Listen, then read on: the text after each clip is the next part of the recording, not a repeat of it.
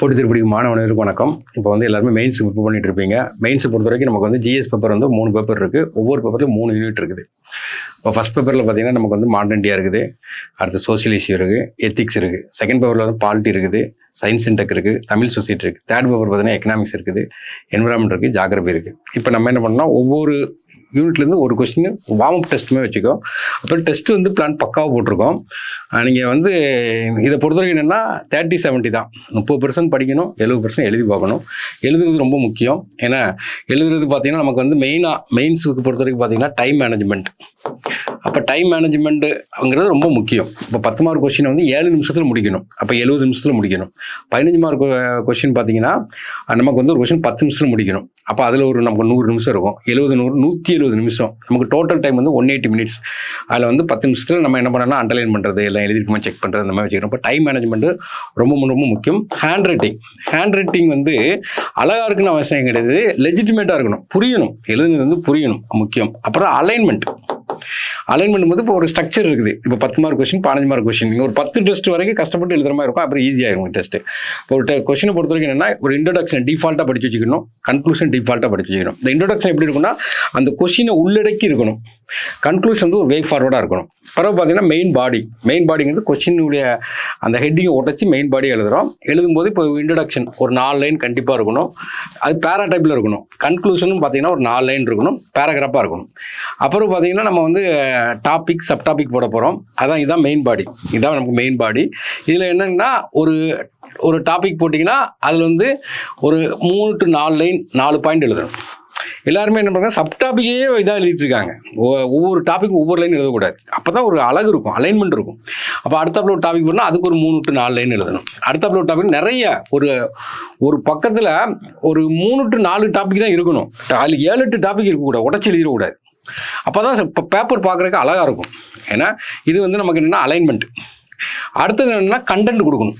ஏன்னா கண்டென்ட் எப்படி இருக்குன்னா, என்ன கொஸ்டின் கேட்டிருக்கணும் அதுக்கு ரிலவெண்ட்டாக கண்டென்ட் கொடுக்கணும். என்ன அப்போ கண்டென்ட் வந்து அப்புறம் கீ பாயிண்ட். ஒவ்வொரு ஏரியாவுக்கும் ஒரு கீ பாயிண்ட்ஸ் இருக்கும். அந்த கீ பாயிண்ட் தான் டெலிவரி பண்ணணும். திருத்துறவங்கள்ட்ட அந்த கீ பாயிண்ட் தான் இருக்கும். அதனால் ஃபஸ்ட்டு நீங்கள் உங்களுடைய எய்ம் என்னென்னா பேப்பர் கம்ப்ளீட் பண்ணிருக்கணும். அப்போ பேப்பர் கம்ப்ளீட் பண்ணால் வீட்டில் வச்சு 2-3 தடவை எழுதி பாட்டு வந்து டெஸ்ட் எழுதணும். ரெண்டாவது பார்த்தீங்கன்னா பேப்பர் கம்ப்ளீட் பண்ணணும், குவாலிட்டியை டெவலப் பண்ணணும். அப்போ நிறைய கண்டென்ட் வச்சிங்கன்னா குவாலிட்டி டெவலப் ஆகும். அதுக்கப்புறம் எட்ஜி காட்டும்போது உங்களுடைய யூனிக்னஸை காட்டணும். அப்போ தான் நம்ம சர்வீஸ் வாங்க முடியும். இப்போ இதுதான் நமக்கு இதில் நம்ம என்ன பார்க்கணும், நீங்கள் பாலிட்டியில் அதுவும் கரண்ட் அஃபேர்ஸ் ஓரியன்டேஷனில் நம்ம ஒரு கொஸ்டின் எடுத்து வச்சிருக்கோம். அப்போ அந்த கொஸ்டினை பாருங்கள் எப்படி கேட்டிருக்கேன். இது தமிழ் அண்ட் இங்கிலீஷ் ரெண்டுலேயுமே கொடுத்துருவாங்க. அதில் என்ன கொடுக்குன்னா, India switched to a new criminal law system July 1, 2024.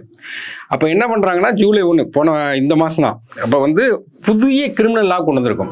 ஆக்சுவலாக முச்சட்டங்கள் அப்படிம்பாங்க, பிரிட்டிஷ்காரன் கொண்டது. ஏன்னா ஐபிசி, சிஆர்பிசி, ஏன்னா Indian evidence act, Indian penal கோடு, சிஆர்பிசி, இந்தியன் எவிடன்ஸ், இதுதான் முச்சட்டம் அப்படிம்பாங்க. இது வந்து பிரிட்டிஷ்காரன் கொண்டு வந்தான். அன்னைக்கு கால சூழ்நிலைக்கு உள்ள சட்டங்கள். அன்னைக்கு வந்து டெக்னாலஜியே இருந்திருக்காது. அப்போ அன்னைக்கு காலநிலைக்கு சேர்ந்த டெக்னாலஜி அந்த சட்டங்களை தான் நம்ம இன்னும் ஃபாலோ பண்ணிட்டு இருந்தோம். அப்போ அதை ரீப்ளேஸ் பண்ணிட்டு இப்போ புது சட்டம் கொண்டு வந்திருக்கோம். அந்த புது சட்டம் வந்து நம்ம 2023 கொண்டு வந்தாலும் அது எப்போ நடைமுறைக்கு வருதுன்னா July 1, 2024 தான் நடைமுறைக்குது. அதான் கொடுக்குறாங்க. இந்தியா வந்து switched to new criminal law system. ஏன்னா July 1, 2024. அப்போ நம்ம இதை வந்து இது ஒரு பார்ட் கொஸ்டின், இது ஒரு பார்ட். அப்போ நம்ம என்ன பண்ணால் பழைய கிரிமினல் என்ன இருந்துச்சு, புதுசு என்ன இருக்குது, எப்படி சுவிட்ச் இருக்குன்னு சொல்லி பார்க்குறோம். அதுக்கப்புறம் என்ன சொல்கிறோம்னா, அடுத்த part compare it with the old criminal law system. New கிரிமினலாலையும் ஓல்டு கிரிமினல் கம்பேர் பண்ண சொல்கிறாங்க. அப்போ இது ஒரு பார்ட். அடுத்தாப்புல என்ன சொல்கிறாங்கன்னா, enumerate the impact of the new criminal system. ஏன்னா இம்பேக்ட் புதிய கிரிமினல் உடைய தாக்கம் என்ன அப்படிங்க, இது 3வது பார்ட். அப்போது இப்போ கொஸ்டினை பொறுத்தவரைக்கும் உடச்சி எழுதும்போது எந்தெந்த இதுக்கு மார்க் எவ்வளோ இம்பார்ட்டன்ட் கொடுப்பாங்கன்னு பார்க்குறோம். அப்போ முதல்ல நம்ம ஒரு இன்ட்ரோடக்ஷனில் கொடுத்துட்டு அதுக்கப்புறம் என்னென்னா நியூ கிரிமினல் லா சிஸ்டத்தை சொல்கிறோம். அப்புறம் கம்பேர் பண்ணுறோம். அப்புறம் பார்த்தீங்கன்னா அந்த இம்பாக்டை எனுமரேட் பண்ண சொல்கிறோம். ஒரு 15 மார்க் கொஸ்டின் வச்சுக்கிறோமே, அப்போ இந்த நியூ கிரிமினலாவுக்கு ஒரு 3 மார்க் கொடுத்துட்டு இதுக்கு நமக்கு 6 மார்க் பிரித்து எடுத்துக்கிறோம். இப்போ உடைக்க தெரியணும், மார்க் வந்து உடைக்க தெரியணும். அப்போ நமக்கு என்னென்னா இன்ட்ரோடக்ஷன் கொடுக்குறோம். இன்ட்ரோடக்ஷன் நமக்கு இதுதான் இன்ட்ரோடக்ஷன். என்ன இன்ட்ரோடக்ஷனு, புதிய கிரிமினலாக வந்து July 1 டேட்டோட போடும்போது நமக்கு வந்து ஒரு வேலிட் பாயிண்டாக இருக்கும். அப்போ July 1, 2024 transformative step by the replacing outdated criminal law. Outdated கிரிமினல்னா நமக்கு பழைய கிரிமினல் லா வந்து அவுட்டேட் பண்ணி புதிய ஒரு ஃப்ரேம் ஒர்க்கு டிசைன் பண்ணுறாங்க. ஏன்னா அந்த மாடர்ன் ஏராக்கு ஏற்ற மாதிரி இப்போ உள்ள டெக்னாலஜிக்கு ஏற்ற மாதிரி ஒரு புதுசாக வந்து இது பண்ணுறாங்க. இதனால் என்ன நடக்குங்க, இந்த லாவில் என்ன கேட்டிங்கன்னா, பழைய கிரிமினல் லா என்னென்னா ஃபுல்லாகவே பனிட்டிவ் மெத்தடாக இருக்கும், அதை பனிஷ்மெண்ட் கொடுக்குறத பற்றியே பேசியிருப்பாங்க. ஆனால் புதிய கிரிமினலில் என்ன பண்ணிருக்கீங்கன்னா ஜஸ்டிஸ் சென்ட்ரிக் பெர்ஸ்பெக்டிவ்ல இருக்கும் அப்படின்னு சொல்லி நம்ம ஹோம் மினிஸ்டர் சொன்னார். ஜஸ்டிஸ் இப்போ பழைய கிரிமினலாங்கிறது பனிட்டிவ் மெத்தடில் இருக்கும், புதிய கிரிமினல் ஜஸ்டிஸ் மெத்தடில் இருக்கும் அப்படின்னு சொல்லிட்டு ஒரு இன்ட்ரடக்ஷன் கொடுத்துருந்தோம். இப்போ நியூ கிரிமினல் லா அப்படின்னு பார்க்கும்போது பழைய நம்ம இன்ட்ரடக்ஷன் என்ன சொல்லியிருக்கோம், பழைய கிரிமினல் லாவை ரீப்ளேஸ் பண்ணிட்டு தான் நியூ கிரிமினல் லா வந்திருக்குங்க. அப்போ பழைய கிரிமினல் லா என்ன இருந்ததுன்னா இந்தியன் பீனல் கோடு ஐபிசி, இந்த கோர்ட்லலாம் சொல்லுவாங்க இபிகோ செக்ஷன் அப்படிம்பாங்களா, அந்த தான் 1860 அப்பவுமே தெரியும், பிரிட்டிஷ் கொண்டு வந்தது. இதை வந்து நம்ம என்ன பண்ணால் பாரதிய நியாய சங்கீதா அப்படின்னு சொல்லிட்டு மாற்றிருக்கோம். அடுத்து சிஆர்பிசி, ஏன்னா கிரிமினல் ப்ரொசீஜர் கோட், நமக்கு இந்த எஃப்ஐஆர் போடுறது அந்த ப்ரொசீஜர்லாம் இருக்கக்கூடியது, அதை நம்ம என்ன மாற்றிருக்கோம்னா பாரதிய நகரிக் சுரக்ஷா சங்கீதான்னு சொல்லி மாற்றிருக்கோம் பேர். அடுத்து நெக்ஸ்ட் பார்த்தீங்கன்னா இந்தியன் எவிடன்ஸ் ஆக்ட். எவிடன்ஸ்ன்றது சாட்சி சட்டத்தை வந்து பாரதிய சாக்சியா, அதான் சாட்சி ஏன்னா அதிநியம் சொல்லி மாற்றிருக்கோம். இது வந்து ஹிந்தி நேம், இதை தான் தமிழ்நாட்டில் உள்ளவங்க அதை அப்போஸ் பண்ணுறாங்க. சரி, ஓகே, இப்போ இந்த பாட்டு முடிஞ்சிச்சு, பாட்டு முடிஞ்சிச்சா, அடுத்த பாட்டுக்கு வரோம். அடுத்த பாட்டு வந்து கம்பேரிஷன் பண்ணுறோம். அப்போ பாட்டை உடைக்கணும். இந்த உடைக்க தெரிஞ்சிட்டா நீங்கள் வந்து அப்பாயின்மெண்ட் வாங்கிட்டீங்கன்னு அர்த்தம். ஒரு கொஸ்டினை உடைச்சி எழுத தெரிஞ்சு அப்போ தான் அந்த மார்க் எப்படி டிஸ்ட்ரிபியூஷன் ஆகும் தெரியும். அந்த கண்டென்ட் வந்து ரிலேட்டிவாக இருக்கும். கண்டென்ட் ரிலேட்டிவ் இல்லைன்னா வெட்டி வச்சுட்டு போயிடுவாங்க. கண்டென்ட் ரிலேட்டிவாக இருக்கணும். அப்போ அடுத்தாப்புல பார்த்தீங்கன்னா கம்பேரிசன். அப்போ ஒரு டேபிள் போடுது ஓல்டு லா. அப்போ ஓல்டு லாவை பொறுத்த வரைக்கும் என்ன கேட்டிங்கன்னா ஐபிசியில் பார்த்தீங்கன்னா 23 சாப்டர் 513 செக்ஷன் இருக்குது ஓல்டில். அப்புறம் பார்த்தீங்கன்னா பாரதிய நியாய சங்கீதா பிஎன்எஸ்ல பார்த்தீங்கன்னா 20 சாப்டர் 358 செக்ஷன் இருக்குது. அப்போ சாப்டரும் குறைஞ்சிருக்கு, செக்ஷனும் குறைஞ்சிருக்கு. நெக்ஸ்ட்டு சிஆர்பிஎஸ்சி, ஏன்னா சிஆர்பி கிரிமினல் ப்ரொசீஜர் கோடில் பழசில் 37 சாப்டர் 484 செக்ஷன் இருக்குது. இப்போ அது பேர் சிஆர்பிசி என்ன மாற்றிருக்காங்கன்னா பாரதிய நகரிக் சுரக்ஷா சங்கீதான்னு சொல்லி மாற்றிருக்காங்க. இப்போ வந்து அதில் 39 சாப்டர், இப்போ சாப்டருடைய எண்ணிக்கை கூடியிருக்கு, செக்ஷனுடைய எண்ணிக்கையும் கூடியிருக்கு 533. அப்புறம் Indian evidence act 37 chapter 166 section இருக்குது. இதை வந்து என்ன மாற்றிருக்காங்கன்னா பாரதிய சாட்சி அதிநியம் சொல்லி மாற்றிருக்காங்க. இதில் 19 சாப்டர் 170, அதாவது சாப்டர் குறைஞ்சிருக்கு, செக்ஷன் கூடியிருக்கு. இது வந்து இந்த அளவுக்கு எழுதணும் அவசியம் இல்லை, இது தெரிஞ்சுக்கிறோம். ஏன்னா இனிமே தான் கான்செப்டுக்கு வர்றோம். என்ன சொல்கிறாங்க அப்படின்னு கேட்டிங்கன்னா பழைய முச்சட்டங்கள் ஐபிசி, சிஆர்பிஎஸ்சி, இந்தியன் எவிடன்ஸ் ஆக்டில் பார்த்தீங்கன்னா இப்போ ஒரு போலீஸ் ஸ்டேஷனில் போய் நீங்கள் ஒரு எஃப்ஐஆர் போட்டிங்கன்னு வச்சுங்களேன், அந்த எஃப்ஐஆர் காப்பி உங்களுக்கு கொடுக்கணும் அவசியம் கிடையாது, மேண்டட்டரி கிடையாது.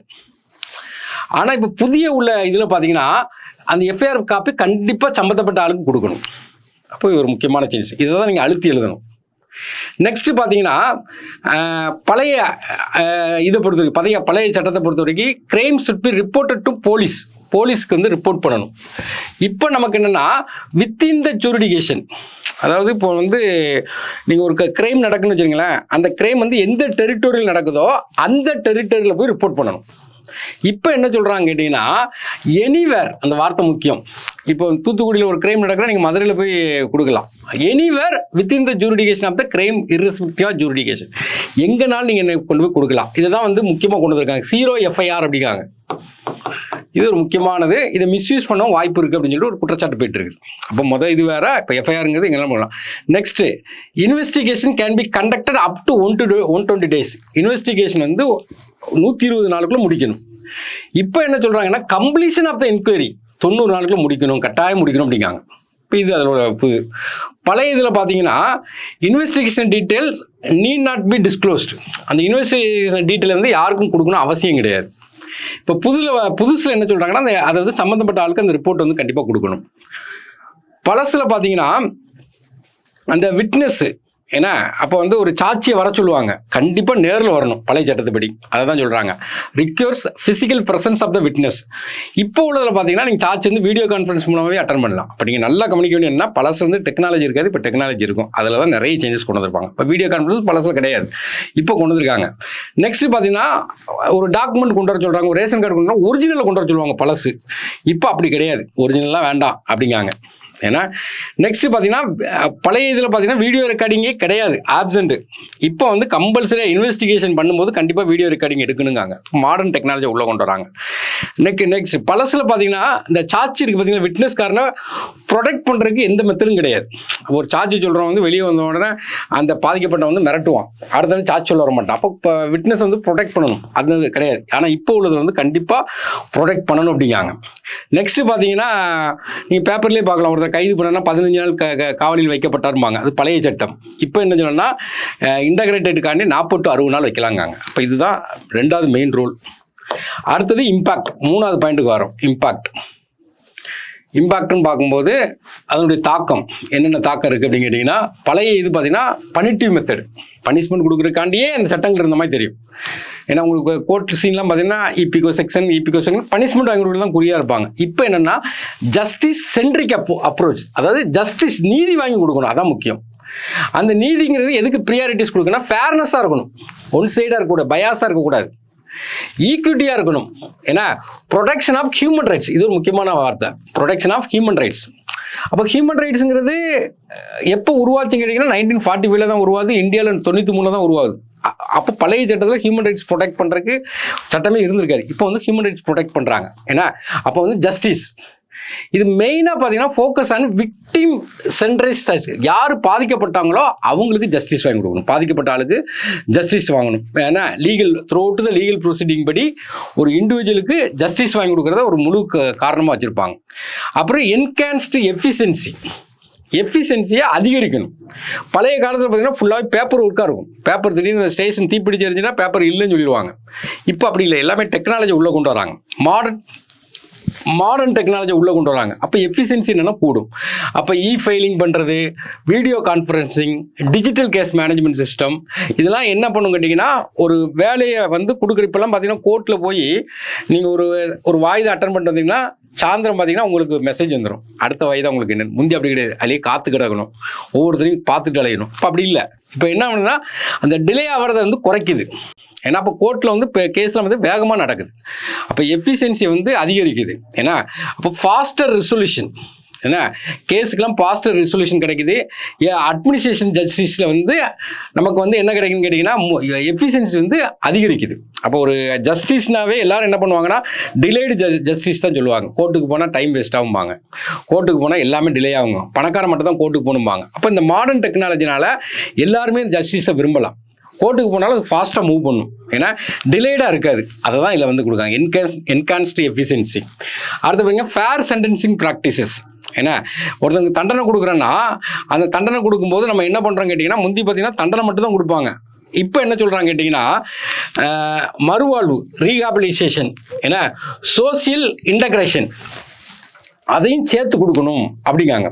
ஏன்னா அதாவது consider rehabilitation and societal reintegration alongside of punitive measure, அதோடு சேர்த்து கொடுக்கும்போது அது ஒரு வித்தியாசமான ஃபேர் சென்டென்சிங்காக இருக்கும். முந்தி வந்து சென்டென்சிங் மட்டும் தான் இருக்கும், இப்போ என்ன இருக்குன்னா ஃபேர் சென்டென்சிங் கொண்டு வராங்க. அப்புறம் இம்ப்ரூவ் அக்சஸ் டு ஜஸ்டிஸ்.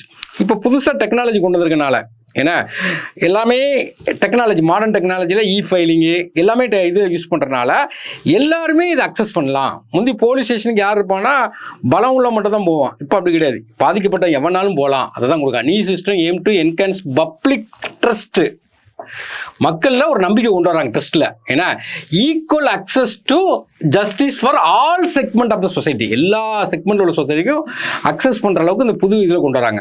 அடுத்து modernisation of the legal framework. Modernisation இப்போ பண்ண ஃப்ரேம்வொர்க் வந்து ஃபுல்லாகவே மாடர்னைசேஷன் தான்.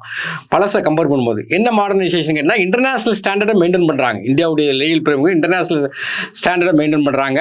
இதில் பார்த்தீங்கன்னா சைபர் கிரைமு, என்விரான்மெண்ட் அஃபென்ஸ் எல்லாம் பழைய இதில் கிடையாது. ஏன்னா என்விரான்மெண்ட் பொல்யூஷனே இருந்திருக்காது பழசில், இப்போ தான் பொல்யூஷன் வந்தது. அப்போ அந்த இதுக்குள்ள அஃபென்ஸு, ஒயிட் காலர் கிரைமு, இதெல்லாம் வந்து எஃபெக்டிவாக கொண்டு மாடர்ன் இதுக்காண்டி ஏற்ற மாதிரி கொண்டு வராங்க. அப்புறம்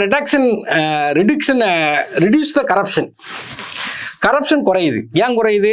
எல்லாமே எலக்ட்ரானிக் துறை மூலமாக நடக்கும்போது என்னென்னா இடைத்தரகர் இருக்க மாட்டாங்க, ரெட் டேபிசம் இருக்காது. அப்போ வந்து கரப்ஷன் வந்து என்னது ரிடியூசிங் ஆகுது. அபியூஸ்னா என்னென்னா மிஸ்யூஸ் பண்ணுவாங்க நிறைய பேர், அந்த மிஸ்யூஸும் என்ன ஆகுதுன்னா ரிடியூஸ் ஆகுது.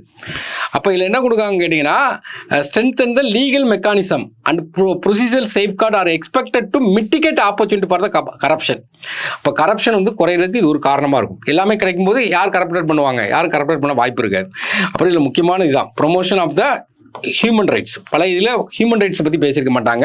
இந்த புது லாவில் கம்ப்ளீட்டாக ஹியூமன் ரைட்ஸை பற்றி பேசியிருப்பாங்க. ஹியூமன் ரைட்ஸ் ஒரு மனுஷனுக்கு தேவையான எல்லாத்தையுமே, அவனுக்கு என்னென்ன ரைட்ஸ் இருக்கோ எல்லாத்தையுமே கொடுக்கணும் அப்படிம்பாங்க. அப்புறம் international standing and cooperate, world லெவலில் கோஆப்ரேட் பண்ணுற மாதிரி. நம்ம பழைய சட்டம் எப்படின்னா பிரிட்டிஷ்ட அடிமையாக இருக்கும்போது உள்ள சட்டங்கள். இப்போ நம்ம சாவர்னிட்டியாக இருக்கும். சாவர்னிட்டியாக இருக்கும்போது என்ன ஆகுதுன்னா வேர்ல்டு லெவலில் ஒரு கோஆப்ரேட் பண்ணுற மாதிரி மாடர்னைஸ் லா சிஸ்டத்தை வந்து இப்போ உள்ள அறிமுகப்படுத்தியிருக்காங்க. அடுத்து எஜுகேஷனல் அவேர்னஸ் இம்பாக்ட். இப்போ இதை பற்றி நமக்கு ஒரு எஜுகேஷனல் ஒரு awareness, legal awareness, legal study இதெல்லாம் நம்ம உள்ளே கொண்டு வரும்போது அந்த லா சம்மந்தமான அவேர்னஸ் மக்கள் எல்லாத்துலேயுமே டெவலப் ஆகிட்டே இருக்குது. அப்புறம் கடைசியாக நம்ம ஒரு கன்க்ளூஷன் கொடுக்குறோம். கன்க்ளூஷன் என்ன கொடுக்கனா, the new criminal law system in India represent significant step towards modernizing the justice framework. அப்போ மாடர்னைசிங்கிற ஒரு வார்த்தை இம்பார்ட்டன்ட். ப்ரொமோட்டிங் ஃபேர்னஸ், ஏன்னா எஃபிஷியன்சி டெவலப் ஆகிருக்கு. Human rights protection within criminal new criminal justice system is successful implement has the potential to positive impact. இதை சக்ஸஸ்ஃபுல்லாக implement பண்ணாங்கன்னா ஜுடிஷியல்லே ஒரு பாசிட்டிவ் இம்பாக்டை உருவாக்கும் அப்படிங்கிற மாதிரி நம்ம ஒரு கன்க்ளூஷன் கொடுத்துருந்தோம். இதுதான். அப்போ நம்ம வந்து கொஸ்டின் உடைக்க தெரியணும். அப்போ இந்த கொஸ்டின் நம்ம எத்தனை பாட்டாக உடைச்சிக்கணும், 3 பாட்டாக உடைச்சி ஆன்சர் தரோம். இதை ஒரு ஆட்டை காப்பி எழுதி பார்க்கணும். அப்புறம் திரும்ப ஒரு ஆட்டை எழுதி பார்க்குறோம். திரும்ப சுருக்கி கன்சைஸாக எழுதி பார்க்கணும். இப்போ நமக்கு ஒரு 10 மார்க் கொஸ்டின் வச்சுக்கலாம், 150 வார்த்தையில் முடிச்சிடணும்.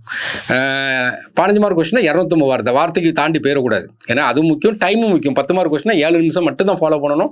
15 மார்க் கொஸ்டினா 10 நிமிஷம் மட்டும் தான் ஃபாலோ பண்ணணும். தேங்க்யூ.